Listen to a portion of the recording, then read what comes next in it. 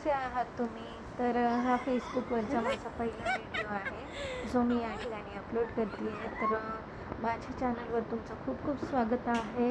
आणि जर माझं यूट्यूबचं चॅनलवर तुम्ही नसाल तर माझं यूट्यूब चॅनल आहे, तर माझ्या बायोमध्ये मग त्याची लिंक दिलेली आहे.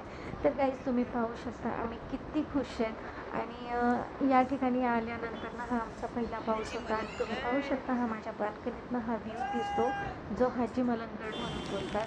मग काय नेकी आणि पुछपुछ. मग आम्ही दुसऱ्या दिवशी या ठिकाणासाठी रवाना झालो, कारण आम्ही आदल्या दिवशी ठरवलं की हा या ठिकाणी जायचं.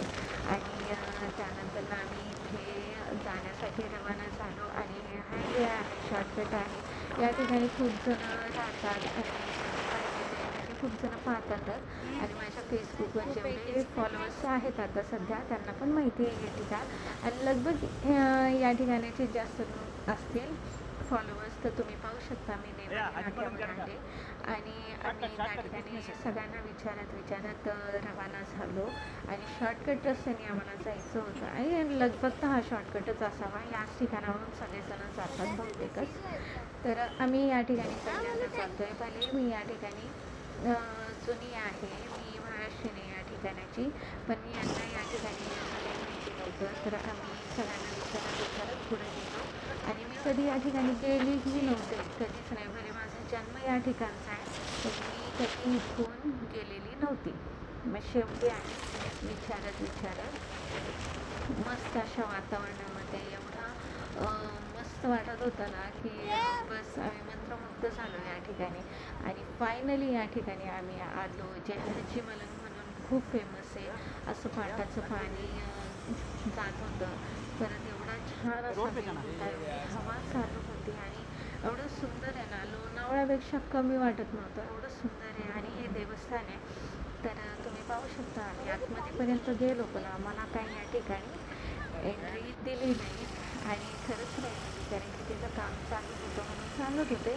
पण लगभग त्या ठिकाणी भेदभाव पण झाला, कारण की आम्ही तिथं गेलो आणि गेल्यानंतर त्या लोकांनी सांगितलं की इथं एंट्री नाही आहे. ठीक आहे, मग आमच्यासमोर तुम्ही दुसऱ्या लोकांना पाठवता. ठीक आहे, मी ब्लॉगमध्ये काही सांगत नाही आहे, मी फक्त वातावरणाचं मस्त आम्ही एन्जॉय करत होतो. आणि बोललो जाऊ दे काय छोट्याशा गोष्टींमध्ये हे करायचं. तर आम्ही या ठिकाणी बस एन्जॉय करत होतो. तुम्ही पाहू शकता किती सुंदर आणि एकदम असे माझे मुलं मी हसबंड खूप खुश झालो. आम्ही आलो एंट्रन्सपर्यंत आलो आणि पाहू शकता किती सुंदर व्ह्यू आहे.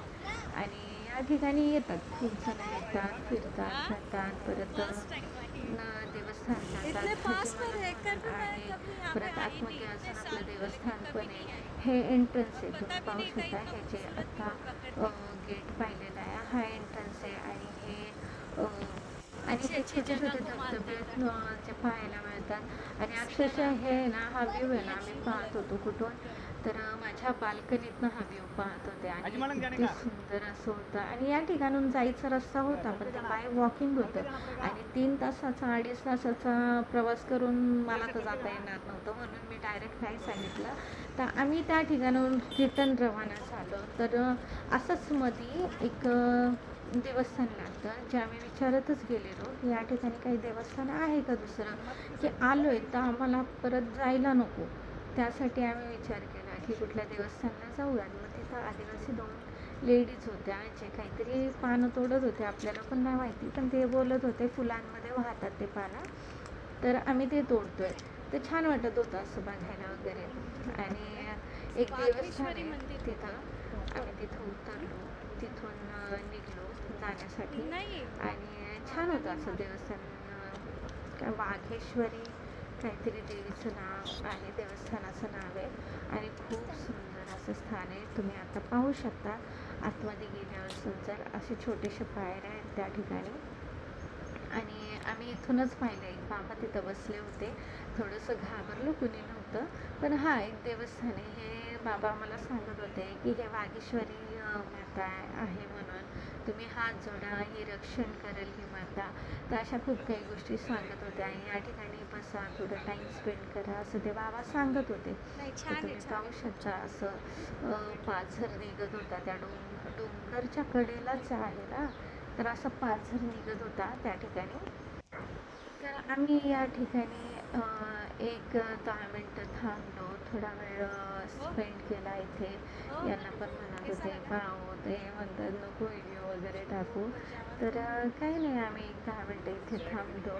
एवढी हवा चालली होती आणि एवढं थंड वातावरण होतं या ठिकाणी, असं पाझर पाण्याचं येत होतं.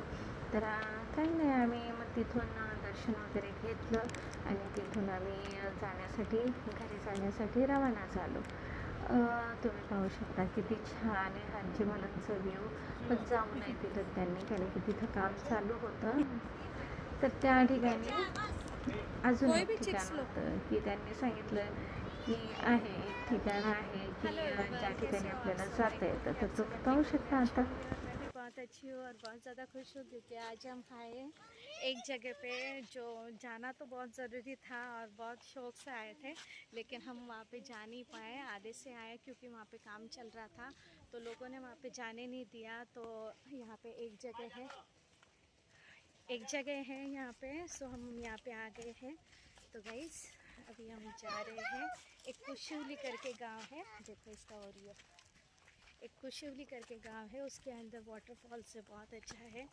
तो जैसे कि अभी मैं आपको बताऊंगी आगे चल के, और बहुत अच्छा है, यहाँ पे इतनी बारिश हुई है तो आगे फॉल्स भी बहुत अच्छा होगा। चलो हाल पण पाणी अच्छे नहीं लगता, एकदम बोरिंग लगे। मला सुकू लगे, पण बारिश में भीगन मजा आया। तो गाइस यहाँ का क्लाइमेट इतना अच्छा है, इतना सुंदर है यहाँ का क्लाइमेट। गांव तो गांव होता है, शहर तो शहर होता है, लेकिन गांव सही में मानना चाहिए। आके हम लोग बस गए सिटी में, लेकिन बहुत सुंदर है, देखिए।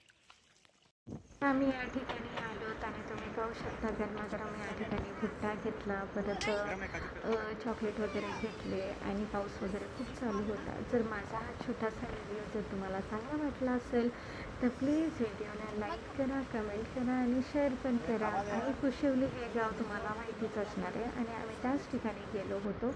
एवढं छान वातावरण होते, तुम्ही पाहू शकता. तर बाय बाय.